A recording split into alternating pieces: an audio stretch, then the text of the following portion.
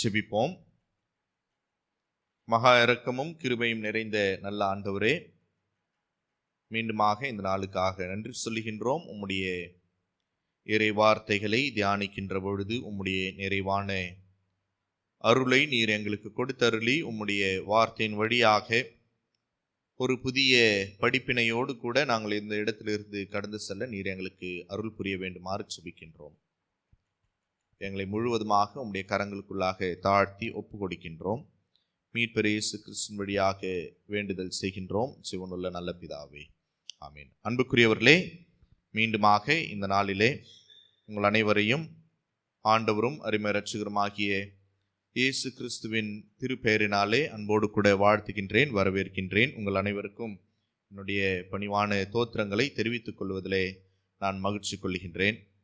சிறப்பாக மீண்டுமாக ஒரு புதிய நாளிலே ஒரு புதிய உவமையை நாம் தியானிக்கும்படியாகவும் இதன் வழியாக கடவுள் ஒரு புதிய பாடத்தை நமக்கு கற்றுக் கொடுக்கும்படியாகவும் ஜெப நிலையிலே இந்த படிக்க கேட்டதான லூக்கா எழுதிய நற்செய்தி நூல் 17வது அதிகாரம் வசனங்கள் 7-10 அடங்கிய திருவார்த்தைகளை நாம் தியானிக்கவும் அதை குறித்து சிந்திக்கவும் இந்த நாளிலே உங்களை நான் அழைக்கின்றேன்.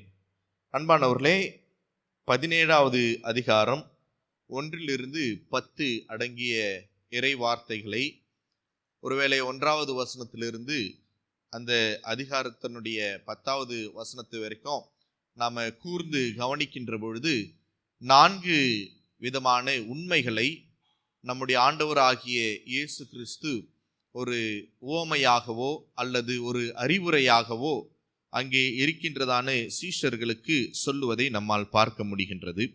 அதுதான் 1வது வசனத்தில் அவர் சொல்லுகின்றார், இயேசு தம் சீடரை நோக்கி கூறியது அப்படின்னு சொல்லிட்டு அதன் தொடர்ந்து 4 விதமான அறிவுரைகளை அங்கே சொல்லுகின்றார். அதிலே 7-10 அடங்கிய திருவார்த்தைகளிலே ஒரு முக்கியமான ஒரு அறிவுரையை ஆண்டவராகிய இயேசு இங்கே மிக அழகாக தம்முடைய சீஷர்களுக்கு சொல்கின்றார். ஒரு எஜமானும் ஒரு பணியாளும் அவருடைய வேலைக்காரரும் எவ்வகையிலே தன்னுடைய பணியை முடித்து கொள்ள வேண்டும் அல்லது எந்த நிலையிலே இருவரும் செயலாற்ற வேண்டும் என்கின்றதான உண்மையை மிக அழகாக இன்றைக்கு சீஷர்களுக்கு கற்றுக் கொடுக்கின்றவர் மட்டுமல்ல, நம்மை போன்றதான இறை மக்களுக்கும் ஆண்டவராகிய இயேசு இதன் வழியாக நமக்கு கற்றுக் கொடுக்கின்ற ஆண்டவராக இருக்கின்றார். 7வது வசனத்திலே நாம் பார்க்கின்ற பொழுது, உங்கள் பணியாளர் உழுது விட்டோ மந்தையை மேய்த்து விட்டோ வயல்வெளியிலிருந்து வரும்பொழுது அவரிடம் நீர் உடனே வந்து உணவருந்த அமரும் என்று உங்களில் எவராவது சொல்லுவாரா? ஒரு கேள்வியை அங்கே கேட்கின்றார். உங்களுடைய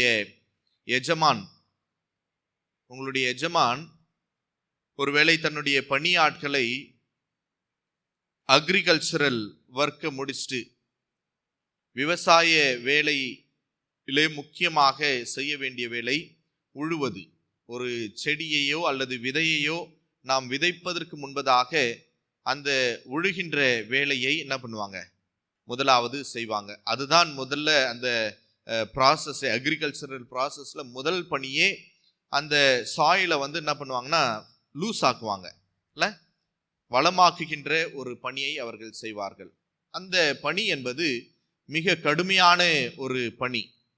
ஏறு விழுது பார்த்துருக்கிறீங்களா? எத்தனை பேர் பார்த்துருக்கீங்க? அநேகர் நம்ம பார்த்துருக்கிறோம். இல்லை, 2 மாட்டை கட்டிக்குவாங்க, இல்லை, பின்னாடி அந்த ஏறு விழுகின்ற அந்த இது இருக்கும்ல, அது நல்லா அழுத்தி என்ன பண்ணணும்? ஏறு ஓட்டணும். அது அழுத்தாம ஓட்டினாங்கன்னு சொன்னீங்கன்னா அது என்ன ஆகும்? சரியாக மண்ணுக்குள்ள அது விழாது. அப்படியாக மிக கடினமாக உழைக்கக்கூடிய ஒன்று. ஒருவேளை அந்த கான்சன்ட்ரேஷன், தன்னுடைய பலனையும் அதில் கொடுக்க வேண்டும், தன்னுடைய கவனத்தையும் என்ன பண்ணணும்? அந்த மாடுகள் மீது வைத்து ஏறு விழ வேண்டும். அப்படியாக இந்த பகுதியிலே ஆண்டவராகிய கடவுள் சொல்லுகின்றார், உங்களுடைய வேலையால் பணியாட்கள் உழுகின்ற பொழுது, நிலத்தை உழுகின்ற பொழுதோ அல்லது அங்கே இருக்கின்றதான இன்னொரு முக்கியமான ஒரு பணி என்ன அப்படின்னு சொல்லி பார்த்தீங்கன்னா மேய்க்கின்ற திருப்பணி.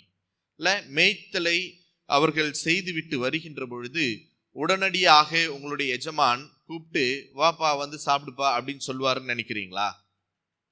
அவர் என்ன பண்றாரு? கூலிக்கு மாரடிக்கின்றவராக இருக்கின்றார். கூலிக்கு தன்னுடைய வேலையை செய்கின்றவராக இருக்கின்ற பட்சத்தில் அவர் எப்படி அந்த மாதிரியான வார்த்தையை சொல்ல முடியும் என்று சொல்லி அழகாக அங்கே கேட்கின்றார். 8வது வசனத்துல அப்படி சொல்ல மாட்டார். மாறாக எனக்கு உணவு ஏற்பாடு செய்யும், இடையை வரித்து கொண்டு நான் உண்டு குடிக்கும் வரை எனக்கு பணிவிடை செய்யும், அதன் பிறகு நீர் உண்டு குடிக்கலாம் என்று சொல்வார் அல்லவா?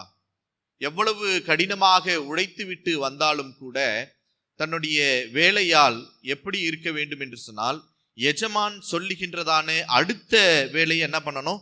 செய்வதற்கான ஆயத்தத்தோடு கூட தன்னுடைய பணியாட்களை அவர் வேலை வாங்குவார் இல்லையா? அப்படியாக அவர் களைப்போடு கூட வந்திருந்தாலும், கஷ்டத்தோடு கூட வந்திருந்தாலும், உடல் அசதியோடு கூட வந்திருந்தாலும் கூட அவர் என்ன பண்ணுவார்? முதல்ல எனக்கு போய் சாப்பாடு எடுத்துட்டு வந்து கொடு, சாப்பாடு எடுத்துட்டு வந்து கொடு, நான் சாப்பிட்டு குடித்த பிற்பாடு நீ என்ன பண்ணு, நீ போய் சாப்பிடு என்று சொல்லுவார் அல்லவா? அப்படியாக தானே சொல்லுவார். ஒருவேளை இந்த பகுதியின் வழியாக நாம் கடவுள் நம்மோடு கூட பேசுவது என்னவென்று சொன்னால், 3 முக்கியமான உண்மைகளை இந்த பகுதியின் வழியாக அவர் நமக்கு எடுத்துரைக்கின்றார். ஒருவேளை முதலாவதாக நாம் பார்க்கின்ற பொழுது, இறை விசுவாசிகளாக இருக்கின்றதான நாம் எல்லோருமே ஆண்டவருடைய பணியாட்களாக நாம் இருக்கின்றோம். All believers are his workers. நாம் எல்லோருமே கடவுளுடைய திருத்தொண்டராக நாம் திருப்பணியாற்றுவதற்கு கடவுள் நம்மை அழைக்கின்றார். இறை விசுவாசிகள் நாம் அனைவருமே ஆண்டவருடைய வேலையாட்களாக, பணியாளர்களாக நாம் இருக்கின்றோம் என்று சொல்லி இந்த பகுதியிலே நாம் பார்க்கின்றோம். ஒரு பணியாள் எப்படி வேலை செய்ய வேண்டும்? தன்னுடைய எஜமானிற்கு ஒரு அடிமையை போன்றதான வேலையை அவர் செய்ய வேண்டும் என்று சொல்லுகின்றார். Servants should work as a slaves. ஒரு அடிமையை போன்ற ஒரு வேலையை செய்ய வேண்டும். யாருக்கு அடிமை? தன்னுடைய எஜமானுக்கு அவர் அடிமையாக இருக்க வேண்டும் என்று மிக அழகாக சொல்லுகின்றார். சொல்வதையெல்லாம் செய்து முடிக்கின்ற ஒரு மனப்பக்குவத்திலே இறை மக்களாகிய நாம இருக்க வேண்டும் என்று சொல்லி ஆண்டவராகிய கடவுள் இந்த நாளிலே நம்மை அழைக்கின்றார். ஒருவேளை இன்றைக்கு கடவுளுடைய திருப்பெயரினாலே ஒவ்வொரு திருமுழுக்கின் வழிபாடுகளிலேயுமே நாம் சொல்லுவது, ஆயர் சொல்லுவார்ல, பிதா குமாரன் பரிசுத்தாவின் திருப்பெயரினாலே உனக்கு ஞானஸ்நானம் கொடுக்கிறேன், உன் நெற்றியிலே சிலுவையின் அடையாளத்தை வரைந்து உன்னை கிறிஸ்துவின் மந்தையிலே உறுப்பினராக சேர்த்துக் கொள்கிறோம். இனி கடவுளுடைய பணியை செய்வதற்கு ஒருபோதும் வெட்கப்படாத உண்மையான தொண்டராக, இல்ல உண்மையான வேலையாளாக, உண்மையான பணியாளாக உன் வாழ்நாளெல்லாம் நீடித்து நிலைத்திருப்பாயாக என்று சொல்லி அவரை திருமுழுக்கின் வழியாக இயேசுவினுடைய பணியாட்களாக, பிதாவினுடைய பணியாட்களாக அவர் என்ன பண்றோம்? நாம ஏற்றுக்கொள்ளுகின்றோம். அப்ப இறை விசுவாசிகள் என்று சொன்னால் நம் ஒவ்வொருவருமே கடவுள் மீது நம்பிக்கை வைத்து இருக்கின்றோம். கடவுள் மீது நம்பிக்கை வைத்திருக்கின்றதான ஒவ்வொருவருமே கடவுளின் விசுவாசிகளாக இருக்கின்றோம். அப்ப கடவுளுடைய விசுவாசிகளாக நாம் இருக்கின்ற பட்சத்திலே நாம் ஒவ்வொருவரும் ஆண்டவருக்கு நாம் அடிமைகளாக, இல்ல பிதாவிற்கு நாம் அடிமைகளாக, இயேசுவானவருக்கு நாம் அடிமைகளாக நாம் இருக்க கடவுள் இந்த நாளிலே நம்மை அழைக்கின்றார். இரண்டாவதாக ஒரு காரியத்தை ஆண்டவராகிய கடவுள் இந்த இடத்திலே நம்மோடு கூட பேசுவது என்ன அப்படின்னு சொன்னீங்கன்னா, ஒருவேளை இறை விசுவாசிகள் நாம் அனைவருமே பணியாட்களாக மட்டுமல்ல, பணியாட்கள் உண்மையான பணிவிடை செய்கின்றவர்களாக அவர்கள் காணப்பட வேண்டும். ட்ரூ சர்வெண்டாக ஒவ்வொரு பணிவிடையும் நாம் கடவுளுக்கு செய்ய நாம் அழைக்கப்படுகின்றோம். அதே சமயத்திலே கடவுள் சொல்லுவதை கீழ்ப்படியவும் நாம் அழைக்கப்பட்டிருக்கின்ற பிள்ளைகளாக நாம் இருக்கின்றோம். எஜமான் ஏதாவது நமக்கு சொல்லுவார் என்று சொன்னால், அல்லது கடவுளால் நியமிக்கப்பட்ட எல்லா வேலைகளையும் செய்து முடிக்க நாம் அழைக்கப்படுகின்றோம். நம்முடைய வாழ்விலே ஒருவேளை சோர்வுகள் இருக்கும், வசதிகள் இருக்கும். இவை எல்லாவற்றையும் மீறி கடவுள் நமக்கு நியமித்திருக்கின்ற ஓட்டத்திலே நாம் பொறுமையோடு ஓடி அந்த ஜீவ கிரீடத்தை பெற்றுக்கொள்வதற்காக ஆண்டவர் நம்மை அழைக்கின்றார். ஒருவேளை நான் ஏற்கனவே சொன்னேன்ல, உழுவது என்பது ஏர் விழுவது என்பது மிக கடினமான ஒரு பணி. அதே சமயத்திலே மேய்ச்சலின் பணியும் கூட ஒரு கடுமையான ஒரு பணி. ஒருவேளை நான் ஏற்கனவே ஒரு ஓமையின் வழியாக நான் உங்களுக்கு சொல்லியிருப்பேன். ஒரு நாளினுடைய துவக்கம் எத்தனை மணிக்கு ஆரம்பிக்கும்? 6 மணிக்கு ஆரம்பிக்கும்.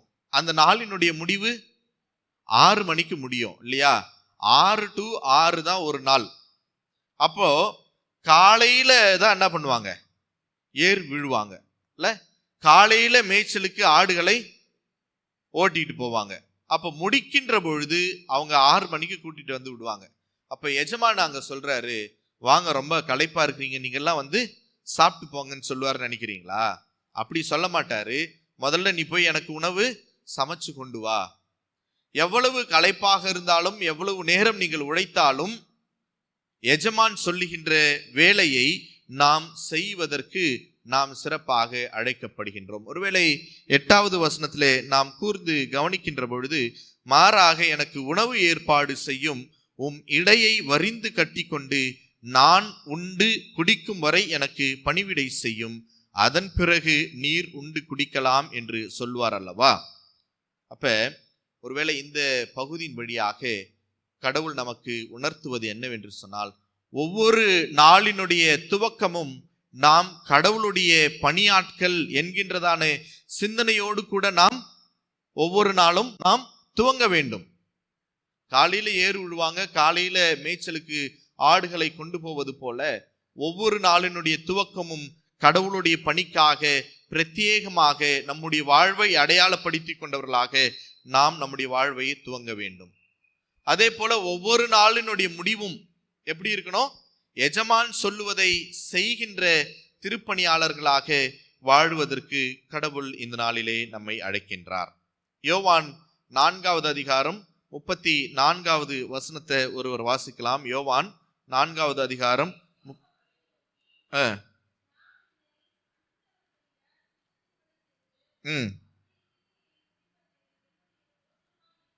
நான் பிதாவினுடைய சித்தத்தை செய்து முடிப்பதே எனக்கு என்ன இருக்குதா? போஜனமாக இருக்கிறது. என்னுடைய களைப்புகள், என்னுடைய சோர்வுகள், இவைகளின் மத்தியிலே கொஞ்சம் சாப்பிடலாம், கொஞ்சம் தண்ணி குடிச்சுக்கலாம் அப்படின்னு சொல்லிட்டு அல்ல. இயேசுவானவருடைய உணவு எது அப்படின்னு சொல்லிட்டு மிக அழகாக சொல்லுகின்றார். இயேசு அவர்களிடம், என்னை அனுப்பினவரின் திருவுள சித்தத்தை நிறைவேற்றுவதும், பிதாவானவர் இயேசுவானவரை அனுப்பினதனுடைய திருவுள சித்தத்தை நிறைவேற்றுவதும், அவர் கொடுத்த வேலையை செய்து முடிப்பதுமே என்னுடைய உணவாக இருக்கின்றது. அப்ப இயேசுவானவர் பிதாவானவர் சொன்ன ஒவ்வொரு காரியத்தையும், தன்னுடைய களைப்புகள், தன்னுடைய சோர்வுகள், இவைகளின் மத்தியிலேயும் கூட அவர் சிறப்பாக செய்து முடித்தார். ஒவ்வொரு நாளும் கடவுளுக்காக அர்ப்பணிப்போடு கூட அவர் செயலாற்றினார் என்பதை மிக அழகாக இந்த பகுதி நமக்கு சுட்டி காட்டுகின்றது. ரோமர் 12வது அதிகாரம் 11வது வசனத்தை வாசிக்கலாம். ரோமர் 12வது அதிகாரம் 11வது வசனம், அசதியாய் இராமல் ஜாக்கிரதையோடு கூட நாம் இருக்க கடவுள் நம்மை அழைக்கின்றார். இல்ல, அசதியாய் இல்லாதபடிக்கு நாம் ஜாக்கிரதையோடு கூட ரொம்ப கேர்ஃபுல்லா கடவுளுடைய திருப்பணியை செய்வதற்கு ஆண்டவர் இந்த நாளிலே நம்மை அழைக்கின்றார். மூன்றாவதாக நாம் இந்த பகுதியின் வழியாக புரிந்து கொள்ள வேண்டிய சிறப்பான ஒரு பாடம் என்ன அப்படின்னு சொல்லி பார்த்தீங்கன்னா, அங்கே கடைசியாக முடிக்கும் பொழுது அங்க என்ன சொல்வார்னா, நான் எல்லா வேலைகளையும் நான் முடித்து விட்டேன் என்று சொல்லி நீங்கள் மேன்மை பாராட்டக்கூடாது. ஒரு வேலையால் நான் எல்லா வேலைகளையும் நான் செய்து முடித்து விட்டேன் என்று சொல்லி எஜமான இடத்துல மேன்மை பாராட்டக்கூடாது. மாறாக தாழ்மையின் சிந்தனை கொண்டவராக இல்ல, கடைசியா முடிக்கும் போது சொல்றார், நாங்கள் பயனற்ற பணியாளர்கள், என்னவா பயனற்ற பணியாட்கள் என்று சொல்லி நீங்கள் சொல்ல வேண்டும் என்று சொல்லி அழகாக அங்கே சொல்லுகின்றார். Unworthy servant, useless servant. Unworthy servant என்று சொன்னால் எனக்கு இந்த பணியை செய்வதற்கான தகுதி எனக்கு இல்லை, ஆனாலும் கூட நீர் நியமிக்கப்பட்ட அந்த பணியை செய்வதற்கு நான் தகுதியுற்றவனாக இல்ல, அன்வர்தி சர்வன்டாக நாம் ஒவ்வொரு நாளும் செயல்படுவதற்கு ஆண்டவர் இங்கே நம்மை அழைக்கின்றார். விசுவாசிகளாகிய நாம் எந்த நிலையிலுமே நம்ம என்ன பண்ணக்கூடாது, மேன்மை பாராட்டக்கூடாது. ஏன் என்று சொன்னால் நாம் செய்வது கடவுளுடைய திருப்பணியை நாம் செய்து கொண்டிருக்கின்றோம், கடவுளுடைய வேலையை நாம் செய்து கொண்டிருக்கின்றோம். கடவுள் நமக்கு நியமிக்கப்பட்டிருக்கின்றதான பணிகளை நாம் செய்கின்ற பொழுது மேன்மை பாராட்டுவது நமக்குரியது அல்ல. ஒருவேளை அப்படிப்பட்டதான மேன்மையின் எண்ணங்களோடு கூட, மேட்டிமையின் சிந்தனையோடு கூட கடவுளுடைய ஊழியத்தை நாம் செய்வோம் என்று சொன்னால் கடவுள் அதிலே பிரியப்படுகின்ற ஆண்டவர் அல்ல. விசுவாசிகள் மேன்மை பாராட்டுகின்ற இடமாக அல்ல, மாறாக தம்மை தாழ்த்துவதற்காகவே கடவுள் இந்த நாளிலே நம்மை அர்ப்பணிக்கின்றார். ஆண்டவரே, இது நீர் சொன்ன வேலை அல்லவா?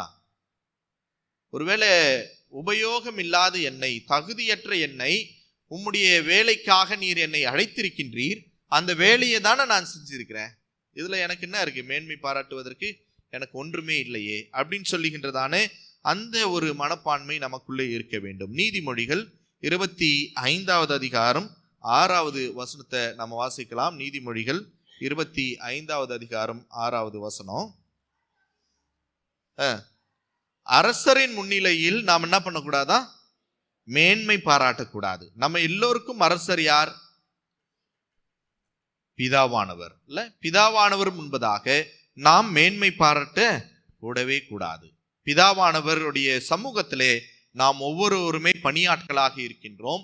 அந்த பணியாட்களாக இருக்கக்கூடியதான நாம எந்த நிலையிலும் நாம மேன்மை பாராட்டவே கூடாது. ஆக இந்த 3 காரியங்களை இந்த நாளிலே நாம் இந்த ஓமையின் வழியாக நாம் கற்றுக்கொண்டவர்களாக கடவுள் நம்முடைய வாழ்வை ஆண்டவருடைய திருப்பணிக்காக, கடவுளுடைய ஊழியத்திற்காக எந்த நிலையிலே நாம் ஊழியத்தை செய்ய வேண்டும். அங்கி போட்டுட்டு தான் ஊழியம் செய்யணுன்றது அவசியம் அல்ல, பிஷப்பாய் தான் ஊழியம் செய்யணுன்றது அவசியம் அல்ல. ஒவ்வொருவருக்கும் ஒவ்வொரு ஊழியத்தை கடவுள் கொடுத்திருக்கின்றார். அந்த ஊழியத்தை நாம் திறன்பட செய்து முடிக்கின்றவர்களாக, நம்முடைய வாழ்விலே பலவிதமான நிலைகளிலே இடையூறுகள் இருக்கும், அந்த இடையூறுகளை எல்லாம் தாண்டி கடவுளை மையப்படுத்தி கடவுளுக்கு முக்கியத்துவம் கொடுத்து நாம் கடவுளுடைய ஊழியத்தை செய்வோம். அதற்காகவே நாம் அழைக்கப்பட்டிருக்கின்றோம். பிதாவானவர், இயேசுவானவர் இந்த உலகத்திலே வந்த நோக்கம் எல்லாம் முடிந்தது, பிதாவே உம்முடைய கரங்களிலே என்னுடைய ஆவியை ஒப்பு கொடுக்கிறேன் என்று சொன்னவர். தன்னுடைய கடைசி வாழ்வின் பொழுதும் கூட தன்னுடைய பணியை சிறப்பாக முடித்தவராக பிதாவுடைய சமூகத்திலே தன்னுடைய ஆவியை ஒப்பு கொடுத்தது போல நீங்களும் நானும் ஆண்டவருடைய சமூகத்திலே நம்மை ஒப்பு கொடுக்க நாம் அழைக்கப்படுகின்றோம். கண்களை மூடினவர்களாக ஆண்டவரை நோக்கி நாம் வேண்டுதல் செய்வோம். அன்பின் ஆண்டவரே, இந்த நாளிலேயும் கூட உம்முடைய திருப்பணியை செய்வதற்கு எங்களை முழுவதுமாக உம்முடைய கரங்களுக்குள்ளாக நாங்கள் அர்ப்பணிக்கின்றோம். தகப்பனே, எந்த நிலையிலும் நாங்கள் எங்களை குறித்ததான மேன்மை பாராட்டுதல், அப்படிப்பட்டதான சிந்தனையோடு கூட நாங்கள் இல்லாதபடிக்கு ஆண்டவரே, நீர் எங்களுக்கு எஜமான், நாங்கள் உம்முடைய திருத்தொண்டர்கள் என்கின்றதான உணர்வோடு கூட செயலாற்றுவதற்கு நீர் எங்களுக்கு கிருபை தாங்க ஆண்டவரே என்று சொல்லி கடவுளுடைய சமூகத்திலே நாம் கேட்போம்.